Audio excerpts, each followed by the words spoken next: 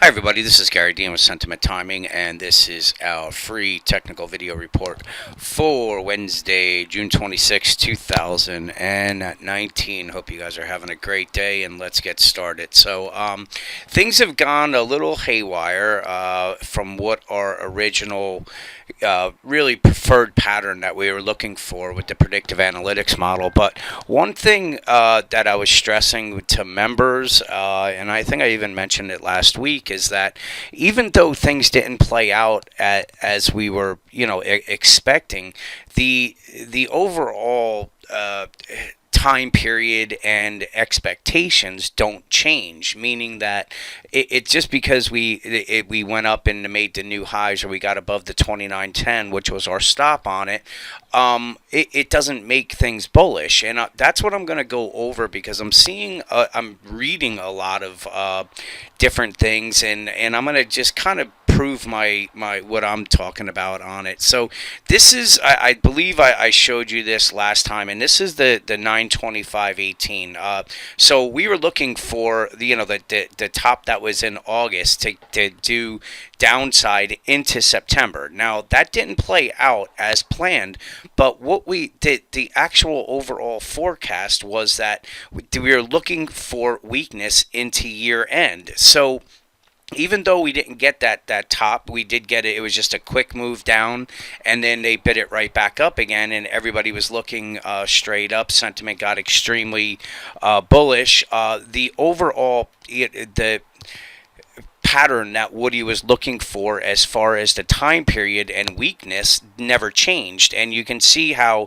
we got a quick dip. We got some bearish sentiment readings, not much though, but then we started getting bullish sentiment readings, and we know what happened on from October 3rd.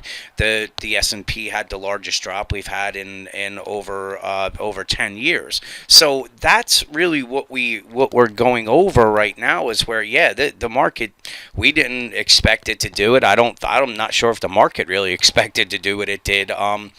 It had a lot to do with the central banks that were propping things up, as far as the jawboning these rate cuts, but nothing's ever changed. They didn't cut any rates, they didn't do anything, and that's really it was a strange move, and it kind of had a lot of people scratching their head.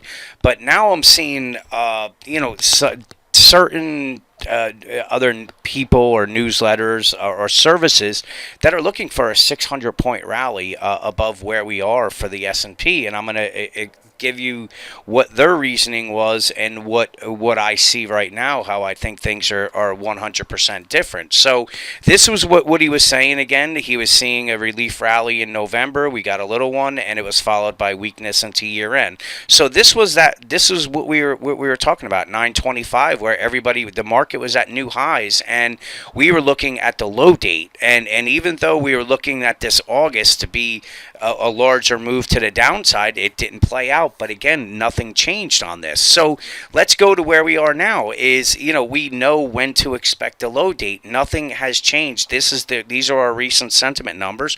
You can see 97, 95. So everybody's bullish on this market. And as I said, there's a lot of people that are looking 600 points higher on the S&P. So let's take a look at some of the things that are going on. The S&P made a new high. That's the only index that did. Here's the Dow Jones, still has not made new all-time highs. Here is the Russell 2000. I think this is probably the biggest red flag that I'm seeing right now, is we haven't even taken out the May highs yet. So there's something very, very fishy going on, because typically this gives you the animal spirits of the market, and this was your September high, and when we got this big bounce, it never even tested or came close to this. So there's something internally that's just not right, and it's not adding up to what the extreme bullishness that I'm reading out there, and that I'm hearing, and that what stocks to buy, and the worst is over, when there's a lot of things that are throwing up some serious red flags. So this is, just some of the stuff that I was reading as far as the reasoning for the 600 point rally. I know these are small, but I'll explain it. So this is the the Dow Jones, and what everybody's pointing out is how we've made these extreme lows on the RSI. So here you can see this was the low on it. The S&P made new highs, went straight up. Here is the other low. S&P went straight. The Dow Jones went straight up. Now this is where we are right now, and this is what I'm talking about. I'm sorry, this is the Russell 2000. But this is what I'm talking about. We're nowhere near new highs as the S&P. So this is the Dow Jones, and again, you can see we're just kind of flatlining here. It's not these types of moves that everybody's comparing this to, and this is why they're saying that the S&P is going to have a 600-point rally. So here's the Nasdaq. You can see that just barely made it over the highs right there, and these are totally different. And the only one that's made new highs is the S&P, and that's what's what is really kind of mind-boggling on this right now is that the S&P is the strongest index right now, and there's really no rhyme or reason on why it's really a futures move, because it's been moved a lot on that. But in any case, the predictive analytics model will remain bearish short-term, intermediate term, and long-term, even with these new highs, and that's not changing until we run into the low date that Woody is looking for. And if you just remember, when we were wrong on this right here, the market made the new highs. We were here, and it ended up the pattern that Woody was looking for and what we were talking about did come out to play. It was just delayed after we made the new highs. So there's there's a lot of reasons to be very, very cautious on this market right now. And like I said, we know when to expect the low date, and that's really what we're going to be looking for. So on a daily chart with the S&P here, we ran into, we barely made a new high. Now, one of the things that I was explaining to members is that there's a very good fractal pattern that was in play, where we gapped up to new highs, and then from there, that was it. We held it for a day and then started coming down. Now, I wouldn't be surprised to see us come up and test these highs again.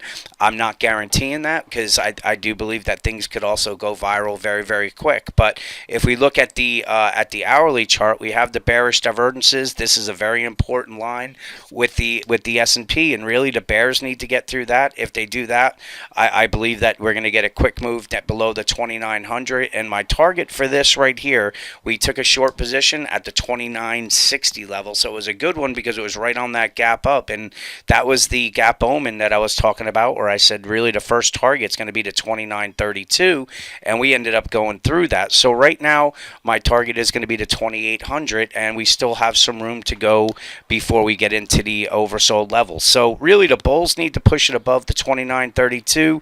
Bears need to push it through to 2910. If they do that, we could see a momentum pick up on the downside. So with that, enjoy the rest of your night, and I will talk to you guys next week.